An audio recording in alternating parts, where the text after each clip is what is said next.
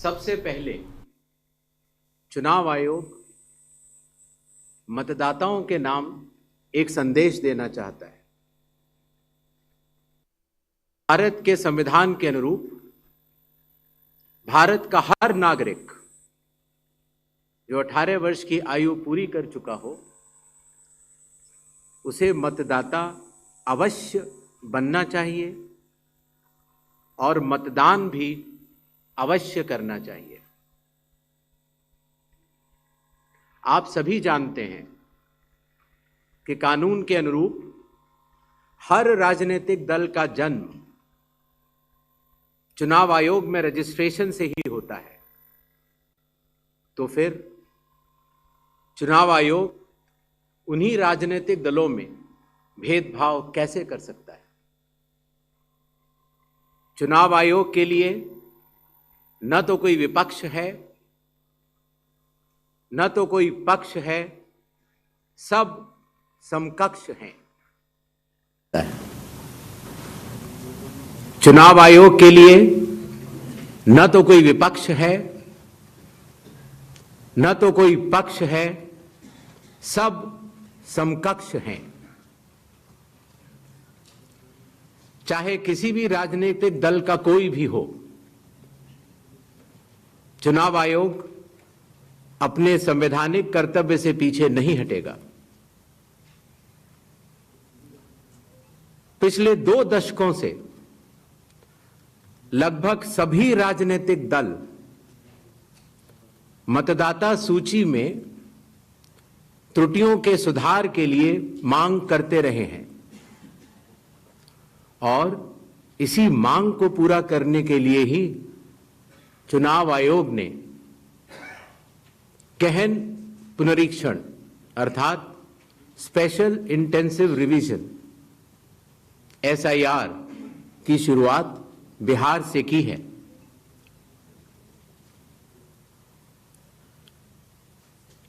SIR की प्रक्रिया में सभी मतदाता, बूथ लेवल ऑफिसर्स और सभी राजनीतिक दलों द्वारा नामित 1.6 लाख BLAs ने मिलकर एक प्रारूप सूची तैयार की है। इस प्रारूप सूची की एक कॉपी आप सभी लोगों को दी गई है, जिसमें कि हर बूथ में जब यह प्रारूप सूची तैयार की जा रही थी तो सभी राजनीतिक दलों के बूथ लेवल एजेंट्स ने उसे हस्ताक्षर के साथ भी सत्यापित किया है। इस प्रारूप सूची में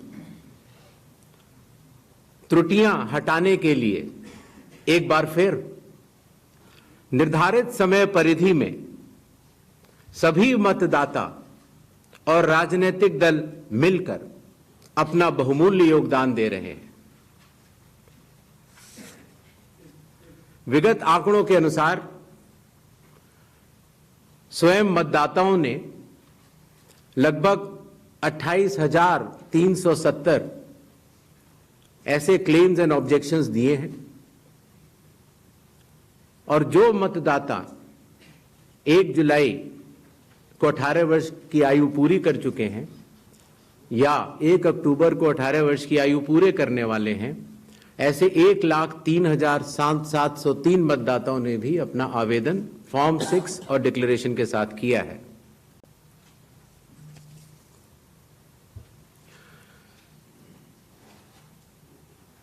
और इन क्लेम्स एंड ऑब्जेक्शंस के लिए, इन त्रुटियों को हटाने के लिए बिहार के SIR में 1 अगस्त से 1 सितंबर का समय निर्धारित है। अभी भी 15 दिन का समय बाकी है। चुनाव आयोग सभी राजनीतिक दलों को उनके द्वारा नामित बूथ लेवल एजेंट्स को,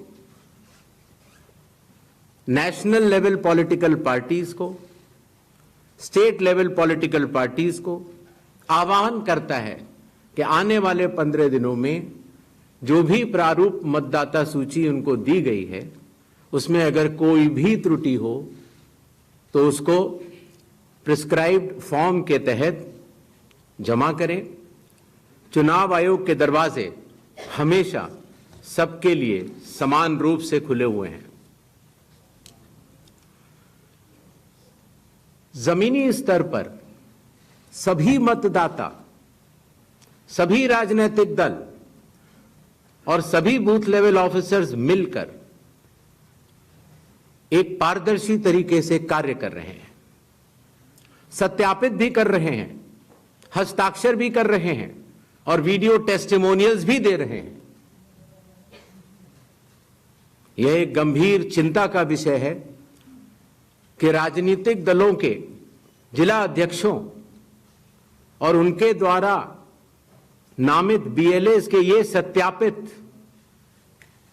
दस्तावेज, टेस्टिमोनियल्स, उनकी आवाज, उनके स्वयं के राज्य स्तर के या राष्ट्रीय स्तर के नेताओं तक या तो पहुंच नहीं पा रही है और या फिर जमीनी सच को नजरअंदाज करते हुए भ्रम फैलाने की कोशिश की जा रही है। सत्य तो यह है कि कदम से कदम मिलाकर सभी स्टेक होल्डर्स बिहार के एसआईआर को पूर्ण रूप से सफल बनाने के लिए कटिबद्ध हैं, प्रयत्न कर रहे हैं और कठिन परिश्रम कर रहे हैं। जब बिहार के 7 करोड़ से भी अधिक मतदाता चुनाव आयोग के साथ खड़े हैं, तो न तो चुनाव आयोग की साख पर कोई प्रश्न चिन्ह खड़ा हो सकता है और न ही मतदाताओं की साख पर। कानून के अनुसार अगर समय रहते मतदाता सूचियों में त्रुटियां साझा न की जाएं, मतदाता द्वारा अपना प्रत्याशी चुनने के 45 डेज के भीतर माननीय उच्च न्यायालय में चुनाव याचिका दायर न की जाए और फिर वोट चोरी जैसे गलत शब्दों का इस्तेमाल करके जनता को गुमराह करने का असफल प्रयास किया जाए, तो यह भारत के संविधान का अपमान नहीं तो और क्या है। जहां तक कि मशीन रीडेबल मतदाता सूची का सवाल है, माननीय सुप्रीम कोर्ट 2019 में ही कह चुका है कि यह मतदाता की निजता का हनन हो सकता है। Voter privacy can be breached. हमने कुछ दिन पहले देखा कि कई मतदाताओं की फोटो उनकी अनुमति के बिना मीडिया के समक्ष रखी गई, उनके ऊपर आरोप लगाए गए, उनका इस्तेमाल किया गया। क्या अपनी माताओं, बहुओं, बेटियों सहित किसी भी मतदाता की सीसीटीवी वीडियो चुनाव आयोग को साझा करनी चाहिए क्या? मतदाता सूची में जिसका नाम होता है वही अपने प्रत्याशी को चयनित करने के लिए वोट डालता है। लोकसभा के चुनाव की प्रक्रिया में 1 करोड़ से भी अधिक कर्मचारी, 10 लाख से भी अधिक बूथ लेवल एजेंट्स, 20 लाख से भी अधिक प्रत्याशियों के पोलिंग एजेंट्स चुनाव के लिए कार्य करते हैं। इतने सारे लोगों के समक्ष इतनी पारदर्शी प्रक्रिया में क्या कोई भी मतदाता वोट की चोरी कर सकता है? कुछ मतदाताओं द्वारा दोहरे मतदान के आरोप लगाए गए। सबूत मांगने पर जवाब नहीं मिला। ऐसे मिथ्या आरोपों से न तो चुनाव आयोग डरता है और न ही कोई मतदाता। जब चुनाव आयोग के कंधे पर बंदूक रखकर भारत के मतदाताओं को निशाना बनाकर राजनीति की जा रही हो, तो आज चुनाव आयोग सबको स्पष्ट करना चाहता है कि चुनाव आयोग निडरता के साथ सभी गरीब, अमीर, बुजुर्ग, महिला, युवा सहित सभी वर्गों और सभी धर्मों के मतदाताओं के साथ बिना किसी भेदभाव के चट्टान की तरह खड़ा था, खड़ा है और खड़ा रहेगा। जय हिंद, जय Bharat.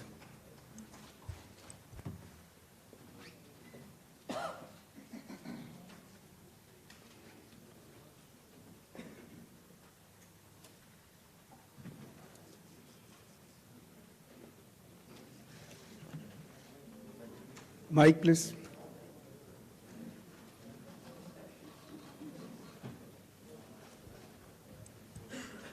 Sir, good evening. I am Prashant from Asianet News.